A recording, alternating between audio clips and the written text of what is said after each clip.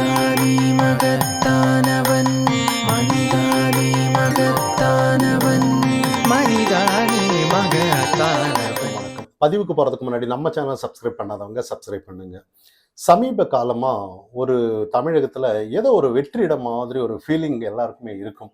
இதை தாண்டி இன்னும் அதாவது சமீபத்தில் நம்ம அண்ணாமலை அவர்கள் ஒரு ப்ரெஸ் மீட்டிங் கொடுத்துருந்தாரு. நிறைய ப்ரெஸ் மீட்டிங் கொடுத்துருந்தாரு. அதில் குறிப்பிடத்தக்க ஒரு விஷயம் இருக்குது. ஏன்னா மக்கள் மறந்துடுவாங்க. ஏன்னா மறதிங்கிறது தமிழ்நாட்டுக்கு கிடைச்ச ஒரு சாபம்னு கூட சொல்லலாம். ஏன்னா மறதி இல்லைன்னா நம்ம ஏதாவது ஒரு தேர்ந்தெடுப்போம். மறதி இருக்கிறதுனால தான் நம்ம எல்லாத்தையும் மறந்து போயிடுறோன்ற மாதிரி. ஞானசேகரன் அப்படிங்கிற திமுக அனுதாபி அவன் வந்து ஏதோ ஒரு யார் அந்த சார்கிட்ட பேசின அந்த ஆடியோ என்கிட்ட இருக்கு அப்படின்னு சொல்லி அண்ணாமலை அவர்கள் சொல்லியிருந்தாரு.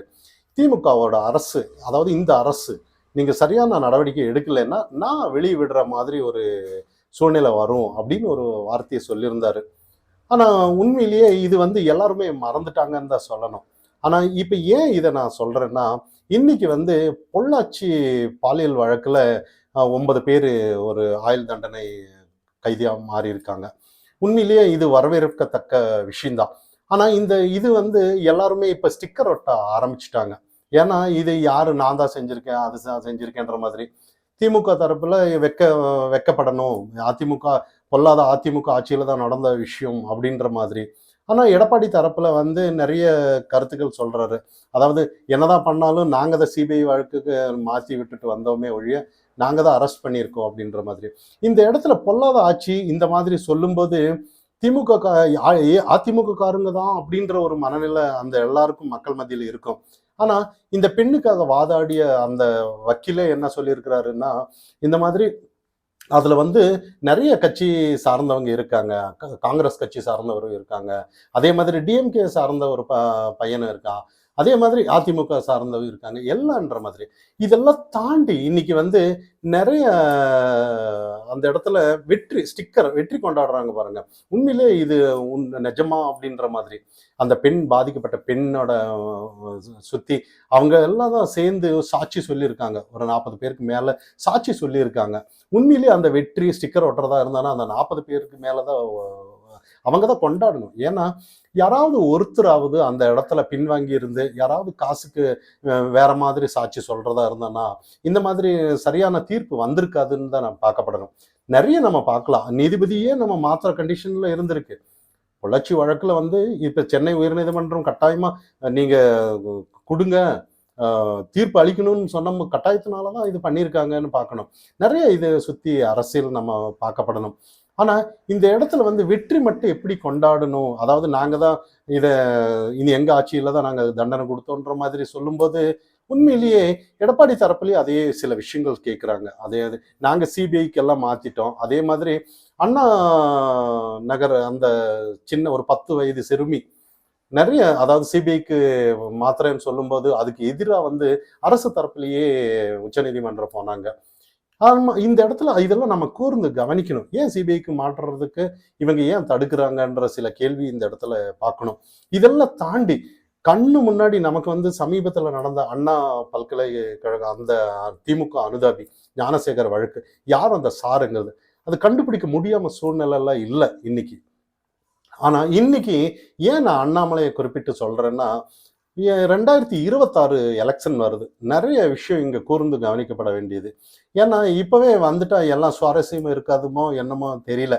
இதை தாண்டி நமக்கு வந்து நம்ம எல்லையில பாகிஸ்தானுக்கும் நமக்கு சண்டை நடக்கிறதுனால இந்த நேரத்துல அரசியல் செய்யக்கூடாது அப்படின்றதுனால நிறைய ஆக்கப்பூர்வமான தலைவர்கள் எல்லாம் செய்யலைங்கிற மாதிரி தான் நமக்கு படுது.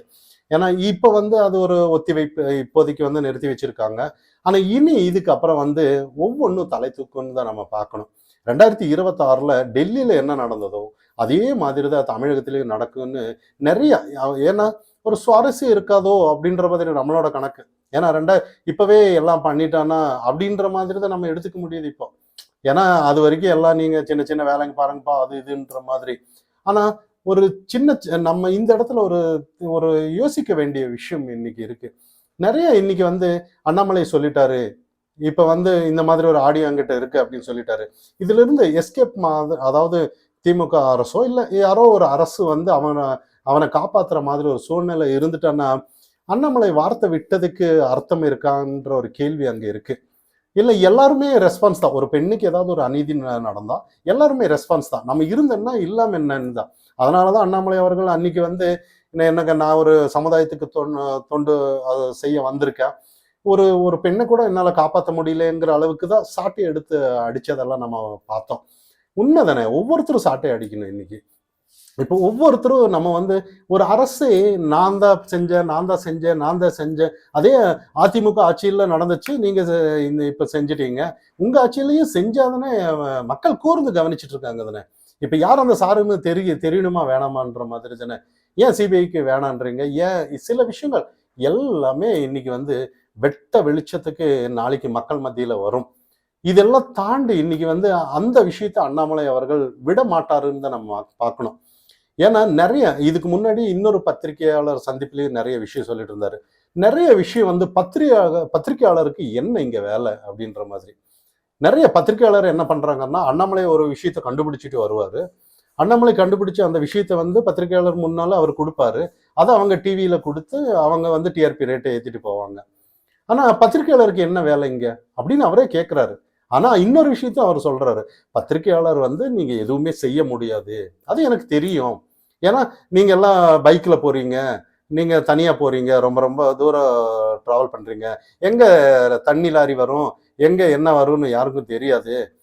அதனால வந்து உங்க சில விஷயங்கள் நீங்க யோசிக்க வேண்டியதா இருக்கு. ஏன்னா உண்மைதானே, இன்னைக்கு ஏதாவது ஒரு அரசுக்கு எதிராவோ இல்ல அவர் ஓப்பனாவே சொல்றாரு, திமுக அரசுக்கு எதிராக ஏதாவது ஒண்ணு சொல்லிட்டாருன்னா கண்டிப்பா ஏதோ ஒண்ணு நடக்கும். அதனாலதான் நீங்க பயந்துட்டு இருக்கீங்க. ஏன் நிறைய சேனல்ல இருக்கு, நான் எடுத்துக்காட்ட சொல்லவா? நான் எதுவுமே பப்ளிக் மத்தியில நான் அந்த மாதிரி சொல்லிட்டேன்னா உங்க சேனலுக்கு மவுஸ் இல்லாம போயிடும். உண்மை இது. ஏன்னா நீங்க எந்தெந்த சேனல் எப்படி எப்படி மேல வரணும், கீழே வரணும், எப்படி டிஸ்பிளே ஆகணுங்கிறது வந்து அவன் முடிவு பண்ணி வச்சிருக்கானே ஒழிய நீங்க வந்து இந்த திமுகக்கு எதிராக எந்த விஷயமும் நீங்க பண்ண முடியாது.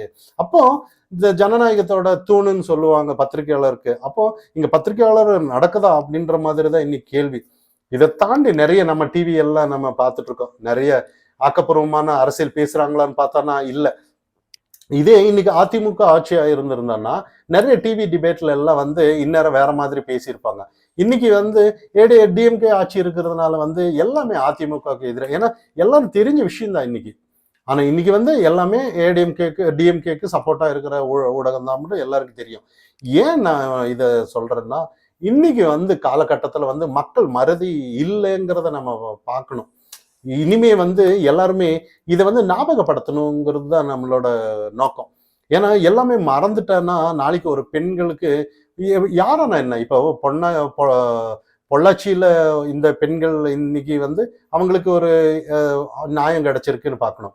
அதே மாதிரி அண்ணா பல்கலைக்கழகம் அந்த பொண்ணு கிடையாதா அது அப்படிங்கிற ஒரு கேள்வி இந்த இடத்துல வருது தானே. அப்போ அவங்களுக்கு நியாயம் வேணுங்கிற போது கண்டிப்பா யார் மறந்தாலும் அண்ணாமலை மறந்திருக்க மாட்டாருன்னு தான் நம்ம பார்க்கப்படணும். ஏன்னா அன்னைக்கு அந்த விஷயத்த சொன்னது வந்து சாதாரணமா எடுத்துக்க முடியாது. நாளைக்கு சப்போஸ் ஒரு அரசு வந்து அவனை பாதுகாக்கிற சூழ்நிலை வந்தாலும் கூட அண்ணாமலை விடமாட்டாருன்னு தான் நம்ம பார்க்கணும். இதெல்லாம் தாண்டி எந்த பெண்ணானாலும் சரி, யாரானாலும் சரி, மக்கள் வந்து எல்லாருமே ஒரு சேஞ்சஸ் வரணுங்கிறதுக்காக தான் நம்ம பார்க்கணுமே ஒழிய அந்த பெண்ணு இந்த பெண்ணுன்னு இல்லை. நம்ம எந்த பெண்ணுக்கும் நடக்கக்கூடாதுன்னு தான் நம்ம பார்க்கணும். ஒரு ஆட்சி இருந்தான்னா நாங்க வந்து கைது பண்ணிட்டோம் அதை பண்ணிட்டோங்கிறது ஆட்சி கிடையாது. அதாவது நாங்க எந்த குற்றமும் நடக்காம இருக்கிறதுக்கு வந்து நம்ம முயற்சி எடுத்திருக்கோம்னு சொன்னாதான் அது நல்ல ஆட்சிக்கு அழகு. ஆனா அந்த மாதிரி ஒரு ஆட்சி வருமான்ற மாதிரி கேள்விதான் நமக்கு இருக்கு. அப்படி ஒரு சூழ்நிலை 2026 ஏதாவது ஒரு அதிமுக வந்து அது பிஜேபி ஸ்ட்ராங்கா இருந்து ஏதாவது இருந்தான்னா இந்த மாதிரி அரசியல் தலையிட, ஒரு குற்றவாளி ஒரு குற்றம் செஞ்சுட்டான்னா அவனை தண்டிக்கப்படணும், அவ்வளவுதான். அவன் அரசியல்வாதியா இருந்தாலும் யாரோ ஒருத்தனா இருப்பான் தானே. இப்போ ஒரு குற்றவாளி இங்க இருக்கிறாருன்னா ஏதோ ஒரு கட்சியை சார்ந்தவனா அவன் கண்டிப்பா இருப்பான். அப்ப இந்த கட்சி அந்த கட்சின்னு பாக்குறத விட நம்ம அந்த இடத்துல ஒரு குற்றவாளின்னு பார்த்து தண்டனை கொடுத்து அவனை ஏதாவது ஒண்ணு முடிவு கொண்டு வர்றதுதான் நோக்கமே ஒழிய இங்க எல்லாத்துக்கும் ஸ்டிக்கர் ஒட்டிட்டு இருந்தான்னா மக்கள் கேவலமா தான் நினைப்பாங்க.